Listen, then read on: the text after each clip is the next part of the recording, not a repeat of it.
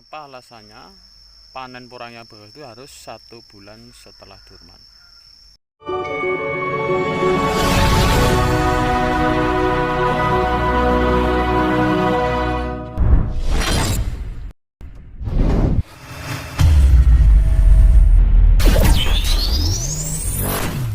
Halo pemirsa, Assalamualaikum warahmatullahi wabarakatuh. Salam sukses, salam sejahtera bagi kita semua. Semoga di kesempatan kali ini masih diberikan nikmat sehat jamil rohani serta dilancarkan dalam segala aktivitas yang sedang menjalankan ibadah puasa. Semoga Allah melimpahkan segala berkah, rahmat dan pahalanya. Di kesempatan pagi ini saya seperti biasa sedang berada di lahan, dan ini saya tadi coba membongkar umbi. Ini umbi porang yang 1 bulan setelah Durman, contoh seperti ini.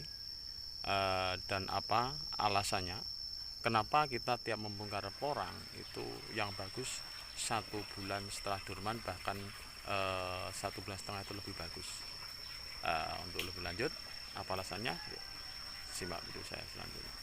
Halo pemirsa, dimanapun Anda berada, ini saya sedang berada di lahan. Ini di keliling kita seperti ini semua itu lahan porang yang belum saya bongkar, dan sering sekali yang saya bagikan videonya. Itu kemarin sempat saya tes pembongkaran di lahan seperti ini masih tersimpan porang yang belum saya panen. Kemarin udah pernah saya bagikan videonya, yaitu bahkan ada yang 6 kilo, bahkan ada yang 3 kilo rata pertumbuhannya. Di kesempatan pagi ini saya ingin sedikit memberikan sharing, yaitu dalam pemanenan umbi, contoh seperti ini pemirsa. Kenapa banyak yang bilang yaitu kita memanen umbi itu yang bagus atau yang standar harus menunggu 1 bulan atau 1 bulan setengah setelah Durman, bahkan 2 bulan. Kenapa alasannya dan apa alasannya? Seperti itu. Apakah ada kekurangan kelebihannya sendiri? Pemirsa, kita dalam pemanenan porang tentunya kita harus menunggu dari faktor harga. Kita tidak sembarangan harus kita panen, karena ketika porang itu kita panen belum ada pengepul atau kupus hitam dalam pembelian atau harganya belum jelas, kemudian kita panen dalam kondisi belum Durman, contohnya batangnya masih hidup pemirsa, itu sangat berisiko sekali untuk kita dipanen. Yang pertama, apabila kita waktu panennya untuk pembibitan atau untuk kita tanam untuk di musim tanam. Karena apa? Karena kalau kita panen usia sebelum Durman, masih belum Durman secara alami, itu otomatis akar ini belum mulai busuk. Ini bisa akar seperti ini belum mulai busuk, ini bisa, ini belum mulai busuk dan masih banyak akar tentunya kalau kita panen setelah Durman. Makanya alasannya kita panen setelah Durman 1 bulan, bang 2 bulan itu akan menyempurnakan pengarantinan di dalam tanah secara alami.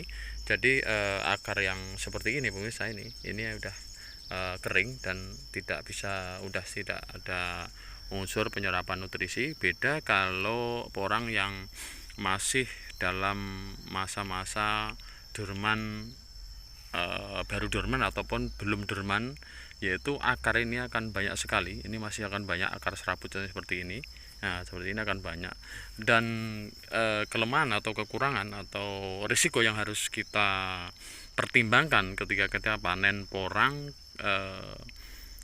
belum Durman total ataupun belum Durman sempurna, artinya 1 bulan setelah Durman baru kita panen. Kalau kita langsung kita panen, otomatis akar yang berada di sini pemirsa, ini kita zoom lebih dekat, ini masih ada akar baru, contoh seperti ini ya.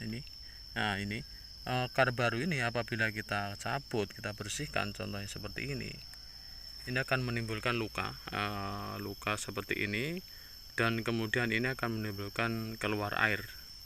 Dan air inilah untuk celah pintu masuk bakteri ataupun virus ataupun jamur untuk membuat pembusukan di dalam porang contohnya. Jadinya banyak sekali yang harus kita teliti, pertimbangkan. Kenapa kebanyakan dari tahun kemarin bahkan yang belum paham itu banyak sekali yang mengarantina umbi keadaannya belum dorman sempurna, artinya baru dorman, tidak dorman secara alami dan masih belum sempurna di dalam tanah. Itu akan banyak yang tahun kemarin itu busuk, karena busuk dalam masa karantina, yaitu karena dia tidak memahami ketika porang yang baru dorman itu dipanen, itu akan berisiko sekali dan akan banyak pemicu dan gagal dalam karantina. Dia dipicu dari segi akar yang belum sempurna, artinya masih akar seperti ini terus kita cabut dengan melakukan air akan memicu timbulnya jamur seperti itu pemirsa.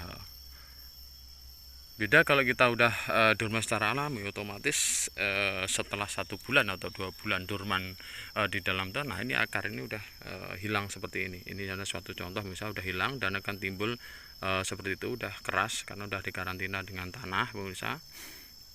Jadi umpama kita dijual ke pabrik juga, rendemen kadarnya akan udah bagus karena umbi udah masuk karantina. Yang keduanya, untuk kita bibit untuk karantina, untuk kita bibit untuk tahun depan itu udah sangat bagus sekali karena udah melewati masa karantina, dan tentunya kita tanam, kita berharap hasilnya cepat bagus pemirsa. Beda kalau kecuali kita dalam pemanenan udah jelas